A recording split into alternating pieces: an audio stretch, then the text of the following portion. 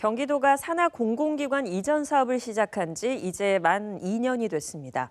당초 낙후된 동북부 지역의 균형 발전에 기여할 것이라는 기대가 컸지만 2년간의 성적표는 초라한 상황입니다. 오늘은 그동안 경기도가 추진해온 공공기관 이전 사업을 집중 점검합니다. 먼저 갖가지 문제로 기관 이전 자체가 불투명해지고 있는 상황을 박일국 기자가 보도합니다. 동두천시에 있는 경기도 일자리 재단 이전 예정 부지입니다. 구입한 지 1년 가까이 지나고 있지만 공사는 시작도 못했습니다. 본래 미군이 쓰던 땅을 동두천시가 알선해줘 구입했는데 토양 검사 결과 오염물질이 대거 검출됐기 때문입니다. 62억 원에 구입한 땅을 정화하는 비용만 83억 원이 들어갈 것으로 보입니다.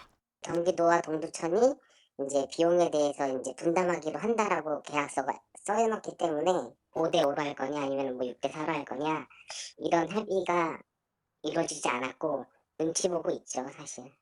경기연구원이 옮겨갈 의정부시 금호동입니다. 당초 2025년까지 경기연구원을 입주시킬 예정이었지만 사업 재검토가 불가피해졌습니다. 개발 특혜 등의 문제가 감사원에 적발되면서 의정부시가 계획 자체를 수정하고 있기 때문입니다. 시가 예정대로 추진하더라도 미군 기지가 있던 곳이어서 토양 오염 문제는 여전히 남아 있습니다. 춘천이나 의정부나 원주나 이런 여러 사례들에서 다시 또 기름이 유출되고 냄새가 나고 이런 사례들이 발생을 하고 있고 그 다시 땅을 파내고 뭔가를 한다면 저는 다시 재조사를 할 필요가 있다고 생각합니다. 경기도가 공공기관 이전을 시작한 지 만 2년이 지났지만 대상 기관 13곳 중 이전을 완료한 기관은 단 2곳에 불과합니다. 이 중 관광공사나 문화재단 등은 아직 기본적인 의사결정도 못했고 일자리 재단 등 4곳은 비용이나 부동산 문제를 정리하지 못하고 있습니다. 가시적인 이전 계획이 나온 곳은 규모가 작은 사회서비스원 등 3곳 정도에 불과합니다. 상황이 이렇다 보니 빅3라 불리는 경제과학진흥원, GH주택도시공사, 신용보증재단은 이전 자체가 불투명하다는 이야기가 나오고 있습니다. 500여 명이 근무하는 경제과학진흥원은 필요한 건물의 규모가 크고 수원 바이오센터나 판교 IT단지 등 경기 남부에서 협력할 사업이 늘고 있어서 이전이 쉽지 않습니다. 구리시로 갈 예정이던 GH공사는 기존 건물을 매각하고 일단 신축 중인 광교 4억으로 입주할 방침입니다. 신용보증재단도 광교 4억 준공이 내년 초로 예정돼 있어서 당장 부동산을 처분하기는 쉽지 않을 것으로 보입니다. 시민단체들 사이에선 애당초 예견된 문제들이라는 지적과 함께 재검토가 필요하다는 목소리도 나오고 있습니다. 고민 안 하고 그냥 일방적으로 밀어붙이니까 당연히 비용이 크게 발생하는 게 맞고요. 어떤 문제들이 발생할지는 이미 충분히 예견 가능했던 건데 그런 것에 대한 고민도 없었던 정책이었기 때문에 이전에 막대한 비용이 들지만 GH공사 이외에는 경기도에 지원을 받아야 하는 처지에 있는 기관이 대부분입니다.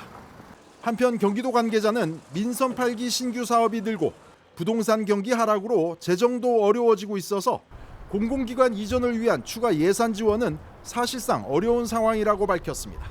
BTV 뉴스 박일국입니다.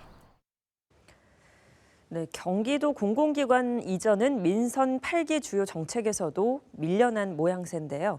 기약 없는 이전 계획에 해당 직원들은 불안하기만 한 실정입니다. 재작년 말에 경기도 시장상권진흥원과 경기도 농수산진흥원은 양평군과 광주시로 이전을 마쳤는데요. 2년이 지난 지금의 상황은 어떤지 백창현 기자가 직접 찾아가 봤습니다.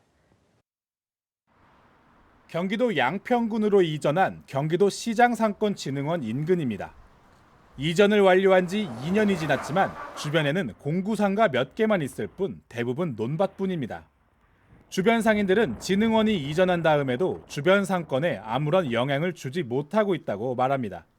이게 왜 생겼는지 확실히 몰랐어요. 주변에는 뭐 없어가지고 보시겠지만 뭐 없잖아요. 이렇게 가게 큰 거밖에 없고 그러니까 딱히 그런 건 못 느꼈던 것 같아요. 진흥원 앞 정류장에는 버스조차 제대로 다니지 않고 있습니다. 공공기관이 이전했는데도 주변 인프라가 변하지 않은 것은 직원 대부분이 이전 이후에도 생활권을 바꾸지 못했기 때문입니다. 직원들이 아무래도 본가들이 다 지금 원래 양평이 연고지였던 분들도 아니고 원래 기간은 수원에 있다가 수원에 위치해 있어서 그걸 보고 이제 입사를 한 직원들이 꽤 많이 있는데 그 직원들 같은 경우에 이미 본가도 있고 가족들도 거기 있고 자녀들도 거기서 이제 학교를 다니고 있는데 양평으로 이전함으로써 84명이 이 건물에서 근무를 하고 있지만 이전과 동시에 가족과 함께 이사를 한 직원은 10%에 불과합니다. 경기도는 직원들이 양평으로 생활권을 옮기도록 정착지원금 60만 원을 지급했지만 이마저도 지난해 끊겼습니다. 직원들이 요청한 기숙사 비용도 예산에만 반영됐을 뿐 아직까지 집행되지 않고 있습니다. 결국 직원들 대부분은 셔틀버스나 자가용으로 출퇴근을 하거나 월급의 대부분을 월세로 지불하고 있습니다.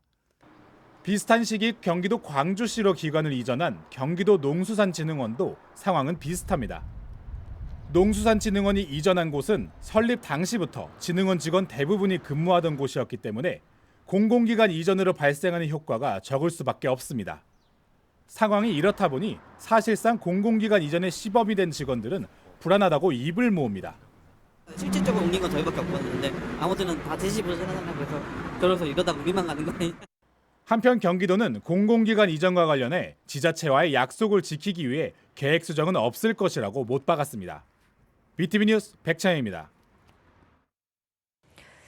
네, 이렇게 경기도 공공기관 이전 계획이 완성된 건 재작년입니다. 2년째를 맞았지만 공공기관 이전은 기대보다 더디기만 한데요. 취재 기자와 함께 좀 더 자세히 이야기 나눠보겠습니다. 백창현 기자. 네. 우선 이 경기도 공공기관 이전이 진행된 이유가 뭔가요? 이 공공기관을 경기 북부로 이전하는 계획은 구체적으로 나온 건 민선 7기쯤 됩니다. 경기 북부가 접경지라는 점 때문에 이 상수원과 그린벨트 등 좀 다양한 규제 문제를 겪고 있었는데요. 이 때문에 인프라가 남부보다는 좀 부족한 상황이었습니다. 이 문제를 경기도 산하에 있는 이 기관으로 옮겨주고 이에 따른 부가 효과를 누리게 해주겠다는 게 당시 계획이었는데요. 공공기관이 이전되면 기관에서 발생하는 이 법인 지방소득세를 지자체에 납부하면서 세수도 확보하고 직원들이 직장을 따라 생활권을 이동하면서 주변 상권을 활성화할 것이라는 기대를 한 겁니다. 네, 저희가 두 번째 리포트에서도 시청자분들 보셨겠지만 현재 두 곳이 북부로 이전하지 않았습니까? 시장상권진흥원과 농수산진흥원인데 그렇다면 말씀해주신 세수 확보라든지 아니면 주변 상권 활성화 이 두 곳의 이전에 따른 효과가 있습니까? 없습니다, 지금은. 전혀 없는 상황입니까?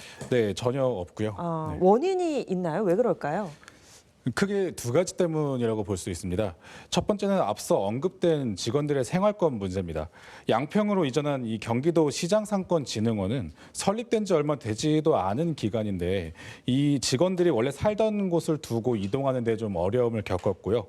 그보다 더 오랫동안 경기 남부에 자리 잡고 있던 다른 기관들을 이 직원들 생활권을 옮기는 데 더 큰 반발을 할 수밖에 없는 상황입니다. 네, 그러니까 직장은 북부로 옮겨졌지만 집은 여전히 남부 쪽에 있다라는 얘기이신 거죠? 네, 맞습니다. 네.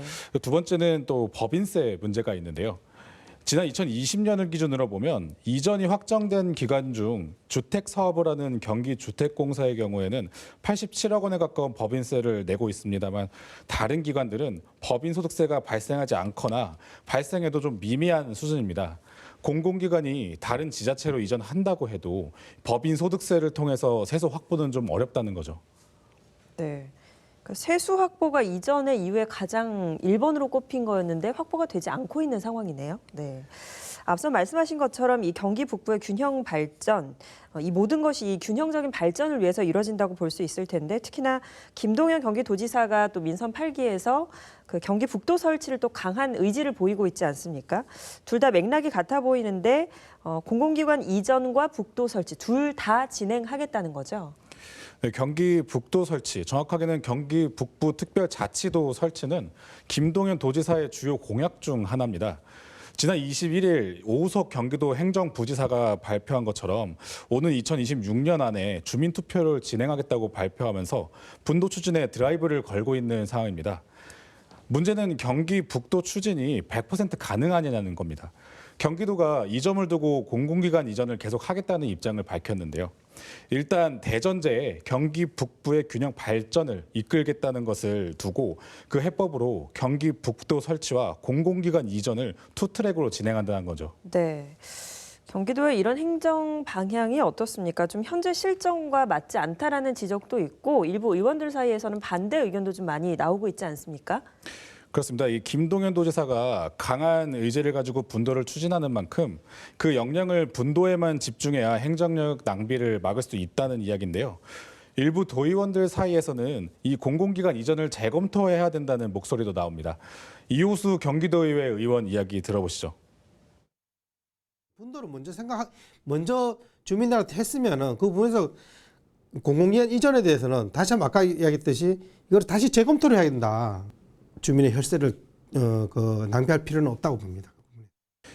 도의원 이야기처럼 이 공공기관 이전에 드는 예산도 분도가 이뤄질 경우 중복될 수 있다는 우려입니다.